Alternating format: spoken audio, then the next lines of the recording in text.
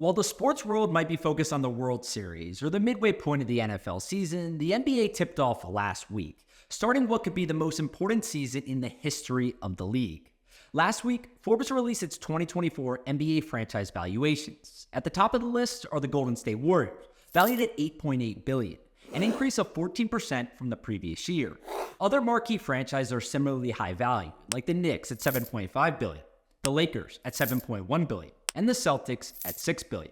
Heck, even the league's least valuable teams, the Memphis Grizzlies, the New Orleans Pelicans, the Minnesota Timberwolves, the Orlando Magic, and the Charlotte Hornets, are now all at least worth $3 billion or more. No matter where their team landed in the rankings, I think all owners have to be happy with $13 billion in total revenue for the NBA last season. The best way to measure a franchise's financial success, though, is by calculating their revenue multiple. This is a metric that estimates a company's value relative to its annual revenue, calculated by dividing a company's market capitalization or enterprise value by its annual revenue. This might surprise a lot of people, but every NBA team now trades at 10 times revenue multiple or higher, with the average NBA revenue multiple hitting 11.7x this year, a sizable increase from the league's 10.9x revenue multiple last year. This revenue multiple is higher than any other major professional sports league. Sportico put together this incredible chart that shows investors are paying a premium in the NBA compared to other sports leagues like the NFL, MLB, NHL, MLS, WNBA, NWSL, Formula One, and other top European soccer clubs. This is something I'll be paying attention to over the next several years, and I think you should too. On the one hand, the NBA is firing on all cylinders, setting records in league-wide revenue, attendance, and let's not forget about the $76 billion media rights deal, worth 2.7 times more in average annual value than the last media rights deal. In this latest deal, the NBA signed an 11-year, $76 billion contract that gives exclusive rights to Disney and ABC, NBC, and now Amazon Prime Video to broadcast all of the NBA's games, including extras like the All-Star Game and in-season tournament, as well as off-season events like the Draft and Summer League. While some might not be happy with this new arrangement, like Warner Bros. Discovery or Ernie and the Gang, there are surely going to be some positive impacts. For one, players will get higher salaries thanks to a big jump in the salary cap. Plus, owners will receive larger annual revenue distribution checks, which could lead to stadium improvements and other benefits for each franchise. However, there are also some concerns that we need to be looking out for. NBA viewership, for instance, still remains significantly below what it was several decades ago, and some of the league's most financially savvy owners have started to offload their equity positions over the last few years. Mark Cuban sold his majority stake in the Dallas Mavericks to Miriam Adelson for an estimated $3.5 billion. After buying the Bucks in 2014, Mark Lazary sold his stake to Browns owner Jimmy Haslam for the same at $3.5 billion. And tech billionaire Chamath Palihapitiya sold his ownership stake in the Warriors for roughly $5.5 billion. While this definitely seems troubling, through conversations with current and former NBA owners over the years, they've told me that this behavior isn't so much that owners see valuations going down. It's more the fact that there has been a fundamental shift in the league's risk-reward profile. The best way to explain this by looking at NBA valuations, which have gone up a significant amount from the 2010s thanks to media rights exploding. This was mostly because cable companies had to increase their bids to maintain an asset that slowed churn, while tech companies like Amazon, armed with endless cash, drove the price of media rights higher.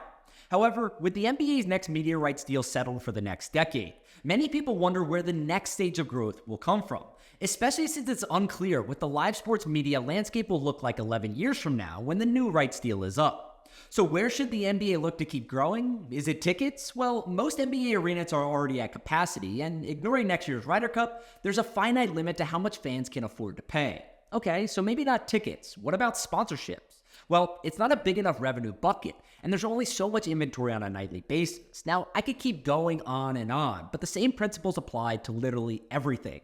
We're talking about merchandise, concessions, parking, concerts, naming rights. Been there, done that. This is precisely why we've seen many of the smartest owners in sports start building out mixed-use developments around their stadiums. These projects are often outside of the owner's area of expertise, but it has become the most obvious way to drive growth in today's sports environment. Put simply, mixed-use developments are just a fancy word for real estate projects. These projects typically include a mix of bars, restaurants, shops, hotels, and office space. For owners, there are plenty of ways to structure deals like this, such as owning the property outright, leasing the space, and collecting monthly rent checks. Look across pro sports leagues and you'll see example after example of projects like this. There's Patriots Place in New England, the Deer District in Milwaukee, Texas Live in Arlington, and Ballpark Village in St. Louis. Some of these projects are privately funded, while others use taxpayer money, but they're starting to become real cash cows for their respective owners. For example, the Battery in Atlanta is now the Braves' third largest revenue-generating line item, bringing in nearly $60 million in revenue last year and growing at a rate of 10% year over year, which is much faster than many of their other revenue buckets. Now, it may not be the sexiest thing to talk about with sports fans, but it's become a crucial part in keeping their favorite franchises profitable. Private equity investors love these deals because it combines a dependable real estate project with the added upside that comes with the NBA's international growth strategy. Think of it like a monopoly promotion at McDonald's. At the very least, you know you're getting a delicious Big Mac, but there's always the possibility of winning $1 million too. It's basically a win-win, unless you get E. coli, but I digress. So yes, while the NBA has started to allow private equity funds to purchase minority stakes in teams as a way to artificially increase demand while enabling current owners to access liquidity, many NBA owners are bringing on private equity partners so they can use their cash and expertise to create more mixed-use development projects.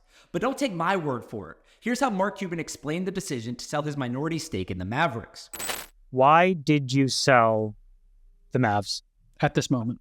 So I sold 3/4 of them, not the whole thing. I still own 27.7% for a couple of reasons. One, when I first bought in 2000, I was the tech guy in the NBA. I was the media guy. You know, broadcast.com just sold it. HDNet just created the very first ever high definition television network. I had every edge in every angle.